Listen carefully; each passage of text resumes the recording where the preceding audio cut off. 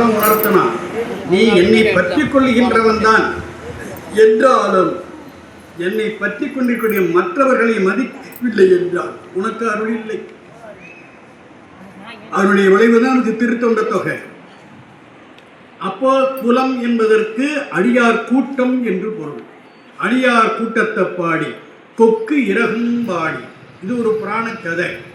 என்ன காரணம்னா, ஒரு அசுரன், அவனு புரண்டாரசு இன்னொரு பேர் சொல்கிறாங்க. ஒரு அசுரன் அவன் என்ன பண்ணுறான், கொக்கு வடிவம் எடுத்து தேவர்களுக்கு தொல்லை கொடுத்துட்டு இருக்கிறான். தேவர்கள் நாம் நினைக்கிற மாதிரி ரொம்ப பெரியவர்களாக வலியவர்களாக இல்லை. அவர்களால் பல செயல்களை செய்ய முடியாது. வாங்கின உடனே அந்த எதிர்த்து சண்டையிடுவதற்குரிய வல்லமை இல்லாதனால நேராக பெருமான்கிட்ட வந்துட்டாங்க, முறையிடுகிறார்கள். இந்த கொக்கு வடிவத்தில் இருந்து ஒரு அசுரன் ரொம்ப தொல்லை கொடுக்கலாம், எங்களை காப்பாற்றுன்னு முறையிடுகிறார்கள். அப்போ பெருமான் ஒரு அருள் வடிவம் எடுத்து அந்த கொக்கை அழித்து அதனுடைய நினைவாக ஒரு கொக்கு இறகினை எடுத்து தன்னுடைய தலையில் வைத்துக் கொள்கிறார். அந்த வரலாற்றை சொல்லுவதற்காக 2 கருத்து அதில் இருக்குது. தேவர்கள் போன்றவர்களுக்கெல்லாம் இறைவன் தான் நம்மை காப்பாற்றணும் அப்படிங்கிற எண்ணம் வரும் இந்த கொக்கரை பார்க்கக்குள்ளரெல்லாம். இந்த அசுரர்களுக்கெல்லாம் இந்த வடிவத்தை பார்த்தா நம்ம அளவுக்கு மீறி ஆட்டம் போட்டோம்னா அவன் ஒழிச்சிடுவாங்கிற எண்ணம் வரும். இதுக்கு தான் இந்த இறகை தலையில் சூடியிருக்கிறான். அத்தகைய கொக்கு இறகும்பாடி கோல் வளையால் நலம்பாடி. ஒரு அரிய கருத்து. கோல் வளையால்னா இறையின்னு அர்த்தம். வளையல் அணிந்த பெண்ணு அவள் தான் அதை அணிந்து காட்டுகிறாள். அவளையே பாடணும் அப்படின்னா அதில் ஒரு கருத்து இருக்கிறது. நாம் இந்த உலகத்தில் நம்முடைய வேலைகளை எல்லாம் செய்கிறோம் என்றால் நம்முடைய கையினால் செய்கிறோம். இறைவன் ஒரு காரியத்தை செய்ய வேண்டும் என்றால் அவன் என்ன செய்கிறான், நங்கையினால் செய்கிறான். நங்கைனா யார்? இறைவன். நமக்கு நம்முடைய கை, இறைவனுக்கு நங்கை. ஒரே சொல்லுதான். நங்கை என்றால் இறைவி, நம் கை என்றால் நம்முடைய கை. இதுதான் வேறுபாடு, நமக்கு அவனுக்குள்ள வேறுபாடு. அவன் நங்கையை கொண்டு எல்லாவற்றையும் செய்வான். நாம் நம்முடைய கையை கொண்டு நமக்கு பிடித்தமானதை நாம் செய்கிறோம். எனவே அந்த இறைவி என்று ஒருத்தி இல்லை என்றால் அவனுடைய அருள் வெளிப்பாடு, அவனுடைய தொழில் என்பது நடக்காது. எனவே அந்த இறைவியை நாம் பாடணும். அவளுடைய நலம் பாடி நஞ்சு உண்டவா பாடி. ஏன் நஞ்சை உண்டான் என்றால் தேவர்களுடைய அறியாமை. அது என்ன அறியாமைன்னு கேட்டிங்கன்னா, உலகம் சுகமாகத்தான் சார் இருக்குது, அதுக்காக உலகத்திலேயே இருந்துட முடியுமா? எப்போ உலகத்துக்கு வந்தோமோ அப்போ ஒரு நேரத்தில் உலகத்தை விட்டு போய்தான் ஆகணும். எப்போ பிறந்தோமோ அப்பொழுதே இன்னொரு நேரத்தில் செத்தே ஆகணும். சாகாதவரெல்லாம் இங்கே யாரும் கிடையாது. யாருமே சாகாமல் இருந்தால் என்ன ஆகும் கொஞ்சம் கற்பனை பண்ணி பாருங்களேன். நம்முடைய பெற்றோர்கள், பெற்றோர்களுடைய பெற்றோர்கள், அவர்களுடைய பெற்றோர்கள், அவர்களுடைய பெற்றோர், இப்படியே பார்த்துக்கிட்டே வரல. பேரன், மகன், அப்பன், பாட்டன், முப்பாட்டன், கூட்டன், ஓட்டன், அத்தனை பேரும் உயிரோடு இருந்தால் உலகம் இப்படி இருக்கும். ஒரு வீட்டில் 10 பேர் இருக்கலாம், 100 பேர் இருந்தால் வீடு என்ன? அப்போ சண்டை வருமா வராதா? அழித்தல் நடக்குமா நடக்காதா? அதனால தான் பிறந்தவரெல்லாம் அனுபவிச்சுட்டான செத்தாகணும். ஏன்னா புதுசாக அனுபவிப்பதற்கு வருகின்றவர்கள் வர இருக்கிறார்கள். அவருக்கு இடம் வேணும் இல்லை. நான் சாகவே மாட்டேன்னா என்ன ஆகுங்கிறது புரிந்து கொள்ளணும். அந்த ஆன்மா உய்தி அடையாது, அது மற்ற ஆன்மாக்களுக்கு இடையூறாக இருக்கும். அப்போ ஒழிச்சு தான் ஆகணும். எனவே பிறப்பு என்று ஒன்று இருந்தால் இறப்பு என்று ஒன்று நிச்சயமாக இருக்கும். எனவே அதைத்தான் இங்கே சொல்கிறார், நஞ்சுண்டவா பாடி அப்படிங்கிறார். அப்போ இறைவன் இந்த தேவர்களுக்கு என்ன கருத்துன்னா, சாகவே கூடாது. நல்ல கருத்தாக அது. நீ சாகலைன்னா அடுத்தவன் எப்படி சார் தேவனாக வருவான்? அவர்கள் அப்படி நினைக்கிறார்கள். அதுக்கு ஒரு வரையறை வச்சுக்கிறார். 30 தேவர்கள். ஏன் அதுக்கு மேலே ஒரு ஆளும் வரக்கூடாது? ஒரு கணக்கு வச்சுருக்காங்க. இதில் ஒரு சுயநலம்.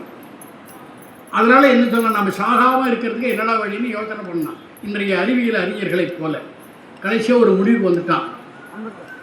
தேவாமிர்தத்தை சாப்பிட்டோம்னா சாகாமல் இருக்கலாம் கண்டுபிடிச்சான். எப்படா அமிர்தத்தை எடுக்கிறதுன்னு பார்த்தான். பார்க்கடலை கடைஞ்சா அமிர்தம் எடுத்துடலாம். நம்ம திருமால் தான் ஐடியா கொடுத்தது. எப்படா பார்க்கடலை கடைகிறது அப்படின்னு பார்த்தான். அது ஒரு பெரிய கடல். அப்போ அதுக்குன்னு ஒரு மத்து வேணும், அந்த மத்தை உருட்டுவதற்கு ஒரு கயிறு வேணும். அவன் என்ன பண்ண, மேருமலையை மத்தாக ஆக்கி வாசுகி என்ற பாம்பை கயிறாக ஆக்கி அதை இழுக்கு உருட்டணும், மத்தை வந்து உருட்டணும். ஆனால் இருக்கிற தேவர்கள் எத்தனை பேர், 33 போதாது. ஏன்னா அதை விட பார்க்கடல் பெருசு, மத்து பெருசு, பாம்பு பெருசு. எனவே பார்த்தான். அப்போ தான் கூட்டணியை ஆரம்பித்தான். எந்த கூட்டணி? அசுரர்கள். அசுரர்கள் எத்தனை பேர்? 33 2ஆல் பிரிக்குங்க, அதுதான் அசுரருடைய எண்ணிக்கை. அப்போ பாருங்க, கூட்டணி என்றாலேயே ஏமாற்றுதல் என்று பொருள். இதெல்லாம் அந்த காலத்திலேருந்து இப்படி தான் இருக்கிறது. என்ன கூட்டணி போட்டான்னா, அசுரரில் கூப்பிட்டு நீங்கள் ஒரு பக்கம் பிடிங்க, நாங்கள் ஒரு பக்கம் பிடிக்கிறோம், 2 பேரும் சேர்ந்து கடைவோம், கடைஞ்சி அமிர்தம் வந்தால் 2 பேரும் பங்கு பிரிச்சுக்குவோம்னா அதை நம்பினா அசுரர்கள். ஆனால் அமிர்தம் கிடைச்ச பிறகு என்ன முடிவுக்கு வந்தான்னா, இதை எதுக்கு சார் அவங்களுக்கு கொடுக்கணும், நாமே சாப்பிட்டா என்னன்னு ஒரு ஐடியா வந்துச்சு. அதுதான் ஏமாத்துற வேலை. அந்த ஏமாற்றுவதற்காக என்ன பண்ணான், தேவர்களுக்குன்னு ஒரு தனியாக ஒரு பந்தி போட்டான், யாருமே உள்ளே நுழையக்கூடாதுன்னு. ஆனால் அவனை விட கெட்டிக்காரனா 2 அசுரர்கள். அவன் எல்லாம் மாறு வேஷத்தில் போய் ஒருத்தன் உட்காந்துட்டான்.